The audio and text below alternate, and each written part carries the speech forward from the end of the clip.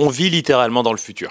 Yo les gens, j'espère que vous allez bien, j'espère que vous êtes confortablement installés dans le bien-être de vous-même parce que c'est important. À la base, j'étais pas censé tourner une vidéo, on est dimanche, je m'étais dit que j'allais me poser gentiment devant YouTube, Call of, faire un petit peu de musique. D'ailleurs, j'ai sorti une nouvelle musique sur mon compte Terry en vrai, si ça vous intéresse. Et en allant sur YouTube, je tombe sur une vidéo comme quoi Google annonce littéralement Jarvis. Alors non, ils ont pas annoncé Jarvis. Déjà, est-ce que tu vois qui est Jarvis? L'intelligence artificielle ou encore Friday, créée par Tony Stark pour l'aider non seulement dans sa vie de tous les jours, mais aussi et surtout pour contrôler son armure d'Iron Man, mais aussi accompagner Pepper Potts, sa femme / business partner, dans toutes les tâches qu'ils ont à accomplir dans Stark Industries, mais aussi juste pour gérer la vie d'Iron Man, parce que c'est Iron Man. Et je pense qu'on est nombreux et nombreuses à se dire waouh, ce serait tellement stylé d'avoir un Jarvis ou un Friday directement dans ses lunettes, pouvoir contrôler, pouvoir voir certaines choses, mais obtenir des informations. C'est un petit peu comme quand tu signes là, tu sais, dans Death Note, tu peux obtenir le temps de vie de chaque personne au-dessus de leur tête. Eh ben Friday ou Jarvis te montraient pas ça. Non,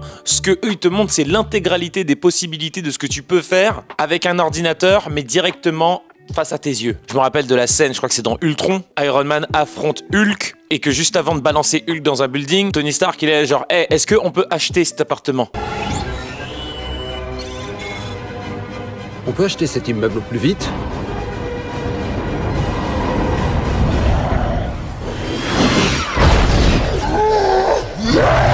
Et c'est juste waouh, intense. Eh ben aujourd'hui, Google et Samsung nous montrent que ce sera dans pas si longtemps qu'on pourra faire ça. Alors je sais pas si on pourra acheter des bâtiments, mais en tout cas on pourrait presque le faire avec ce nouveau device qui a l'air d'être juste incroyable. Je ne suis pas spécialiste technologie, donc je ne vais pas prétendre savoir tous les outils techniques qui se cachent derrière ce bijou de technologie. Moi, j'aime la tech. Et je pense d'ailleurs que c'est pas pour rien que Iron Man et Batman sont mes super-héros préférés, parce qu'ils n'ont pas de pouvoir, ils utilisent uniquement de la tech. Et en utilisant ces technologies et leurs ressources financières considérables, ils deviennent de plus grandes versions d'eux-mêmes. Pas forcément de meilleures versions d'eux-mêmes, mais de plus grandes versions.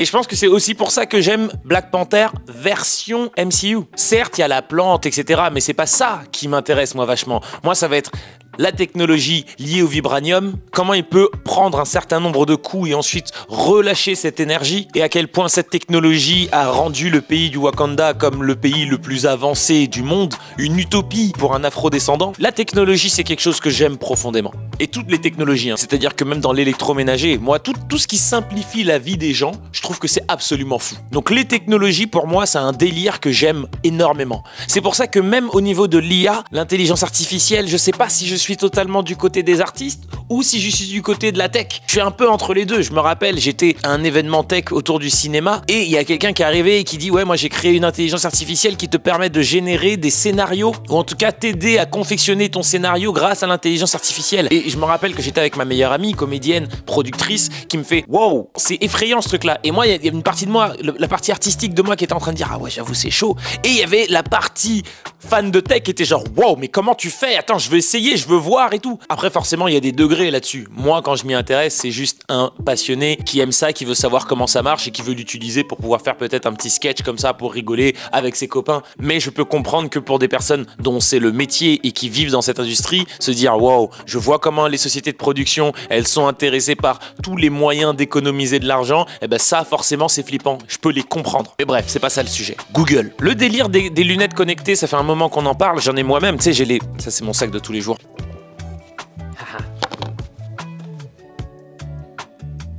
Tu vois, ça c'est les lunettes Ray-Ban de Meta, Facebook. Et c'est vraiment super intéressant parce qu'elles te permettent de filmer directement avec tes lunettes, tu peux prendre des photos, je peux passer des appels directement, je peux écouter de la musique et elles fonctionnent également avec commande vocale. Par exemple, si je demande de prendre une photo, Hey Meta, take a picture. Boum, là il y a une photo qui a été prise.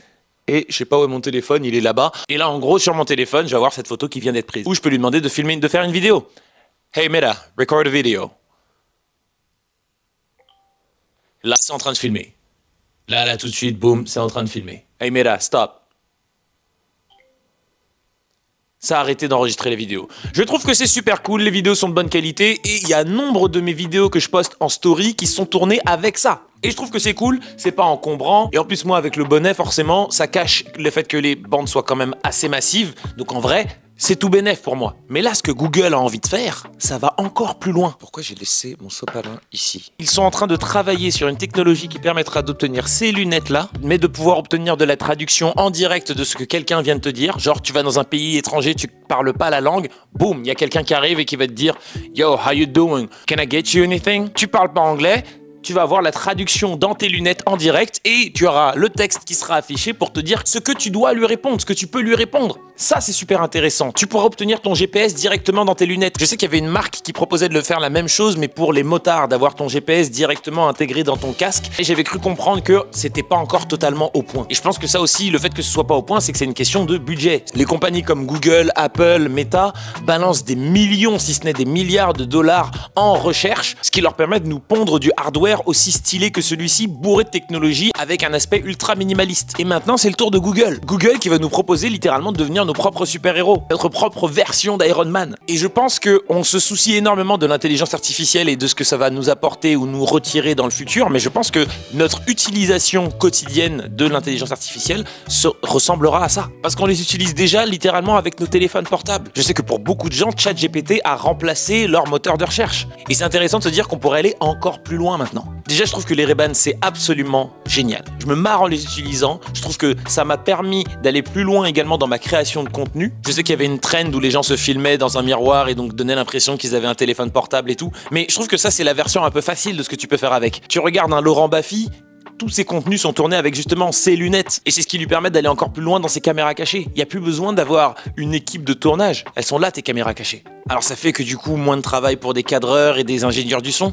Je suis pas sûr. Moi, j'ai plus l'impression que ça va demander aux cadreurs et aux ingénieurs du son de se tenir au courant, tous les techniciens de manière générale, se tenir au courant de où vont les technologies, comment eux peuvent les utiliser dans leur taf, potentiellement gagner du temps, donc gagner de l'argent. Je connais des potes illustrateurs et graphistes qui vont utiliser les intelligences artificielles pour pouvoir générer des fonds. Par exemple, ils doivent dessiner une ville ou un truc, etc. Il y avait avec un personnage. Eh ben, ils vont utiliser une intelligence artificielle pour générer le fond, genre la ville de New York. Et après, derrière, ils vont faire leur dessin par-dessus. Je sais pas encore totalement où me positionner par rapport à ça, mais je trouve que c'est intéressant de se dire comment utiliser finalement ces technologies parce qu'elles existent et elles ne vont pas disparaître. On va pouvoir légiférer, il y aura de la protection, en particulier autour de la VF. Et là, pour le coup, ça me tient à cœur parce que j'ai des copains qui sont directement impactés. Et tu vois la différence quand tu utilises des IA. Dès que ça remplace l'humain sur une expression artistique, c'est quand même vachement compliqué. Est-ce que le marteau est dangereux ou c'est la personne qui utilise le marteau? Mais bon, je digresse. Ce qui est intéressant avec ce que va proposer Google et Samsung, c'est cette idée que maintenant, tu pourrais te retrouver dans n'importe quel pays et ne pas être un étranger, entre guillemets. C'est-à-dire que tu arrives à Washington, tu veux aller dans le musée de l'espionnage, tu vas juste taper ça directement sur ton téléphone, ou mieux encore, le dire à tes lunettes. C'est poussé par Gemini, donc j'imagine que tu diras « Hey Gemini, take me to the spying museum ». Je sais pas comment il s'appelle, mais certainement un truc comme ça. Et tu auras ton GPS qui va s'afficher littéralement sous tes yeux et tu pourras suivre le GPS, ton Google Maps, boum, tu vas sur place. Tu veux prendre le métro, même chose. Tu veux acheter quelque chose, tu pourras faire la conversion directement avec tes lunettes. J'ai même envie d'aller plus loin et là je pense que je m'aventure sur un domaine que je maîtrise encore moins, la santé. Est-ce que ce serait pas intéressant de pouvoir intégrer, genre